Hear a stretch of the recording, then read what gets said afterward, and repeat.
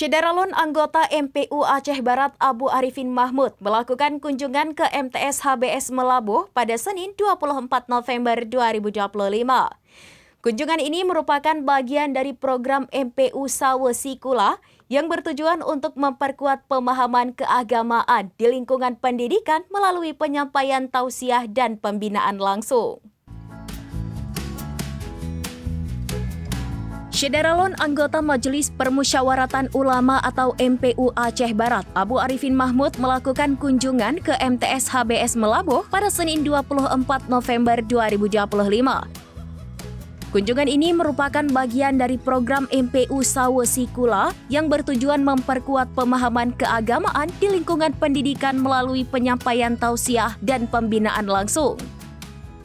Di hadapan para guru serta seluruh siswa-siswi, Abu Arifin menekankan pentingnya menjadikan Rasulullah SAW sebagai teladan utama dalam setiap aspek kehidupan.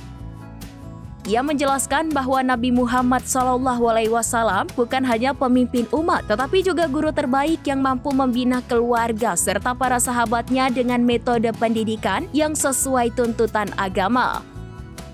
Lebih lanjut, Abu Arifin menyampaikan bahwa kegiatan Sawa Sikula merupakan pelaksanaan dari Kanun MPU Aceh Barat Nomor 2 Tahun 2009 yang menegaskan fungsi MPU sebagai lembaga pemberi nasihat dan pembimbing umat. Madrasah katanya adalah salah satu objek penting dalam penguatan keumatan yang perlu mendapat perhatian secara berkelanjutan. Ia juga menyebutkan bahwa kegiatan ini selaras dengan instruksi Bupati Aceh Barat nomor 504/INSTR/2025 terkait penguatan implementasi baca Al-Quran di Gampung, pelaksanaan salat berjamaah 5 waktu bagi pegawai negeri, serta pembinaan siswa madrasah dan lembaga pendidikan lainnya. Sementara itu, Kepala MTS HBS Melabuh Suwandi menyambut baik pelaksanaan program tersebut. Menurutnya, kehadiran ulama sangat dinantikan untuk memberi pencerahan kepada guru maupun siswa.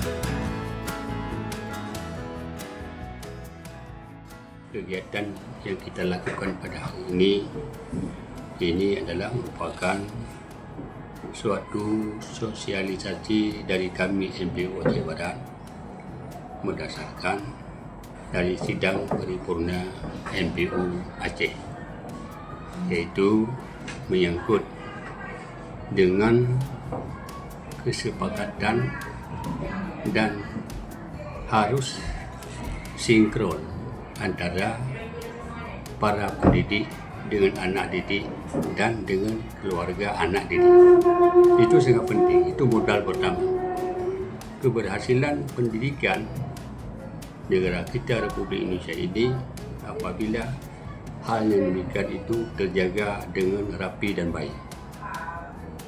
Jadi di mana persoalan-persoalan yang terjadi, ini semuanya wali murid berhadapan dengan dewan guru berhadapan dengan wali murid. Para murid juga harus berhadapan dengan orang tuanya dan berhadapan dengan gurunya untuk mencari bagaimana jalan keluar supaya pendidikan ini dapat berhasil, dapat dinikmati untuk kehidupan dunia dan akhirat. Karena sebagaimana yang kita ketahui bahwa nilai-nilai ketuhanan ini sangat perlu dikembangkan dalam jiwa kita, yaitu nilai keimanan. Kemudian yang kedua, nilai syariat. Kemudian yang ketiga, nilai akhlak. Ini sangat penting. Makanya pada masa Rasulullah SAW, beliau menerima kunjungan daripada, katakanlah, yang disebut itu Jibril. Jibril mempertanyakan tentang masalah iman, Islam dan ihsan. Ketiganya dijawabkan oleh Rasulullah SAW hingga tuntas selesai. Iman bagaimana, Islam bagaimana, ihsan itu bagaimana. Jadi akhirnya iman, Islam dan ihsan itu merupakan unsur keagamaan yang sangat perlu dipelajari oleh umat manusia. Itu apa? Supaya tanggungjawab mereka dengan Allah SWT. Semenjak dari dulu istilahnya, kalau istilah dalam ilmu itu alam arwah. Alam arwah ini ada titipan. Itu dengan ucapan alastu birabbikum qalu bala syahidina. Itu asal usulnya. Jadi kehadiran agama ini dari rohani ya istilahnya, dari rohani itu maksudnya.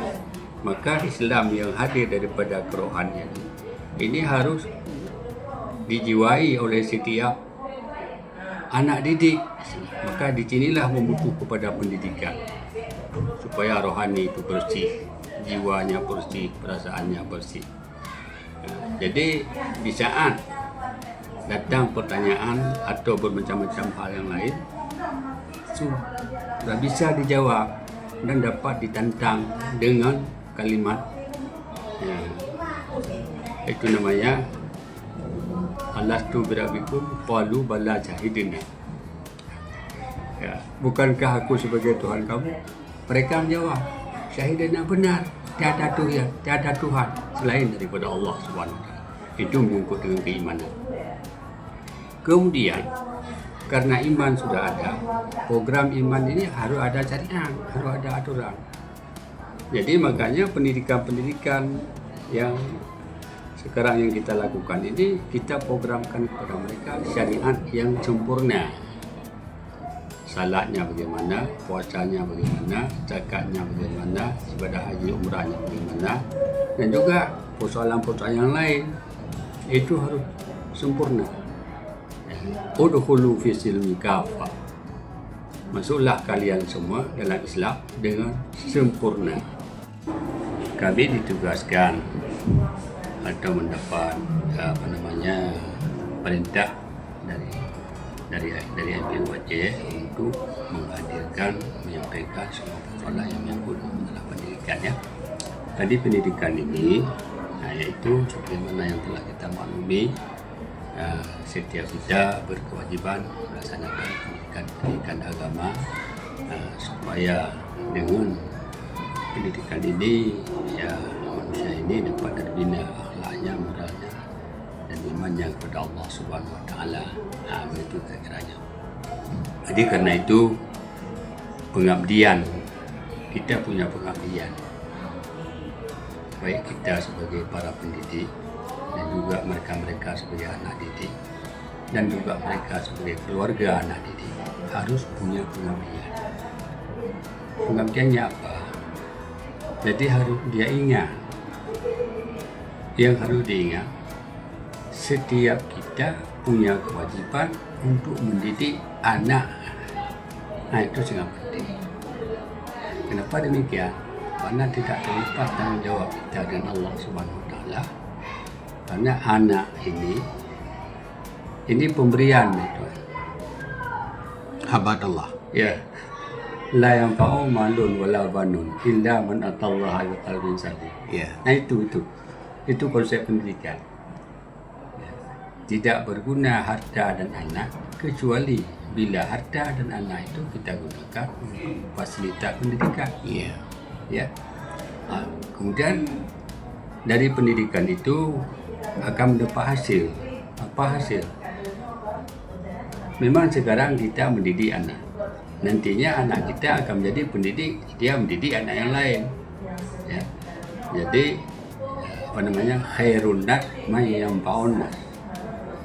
Manusia yang baik yang berguna untuk manusia yang lain. Nah, itu yang baik.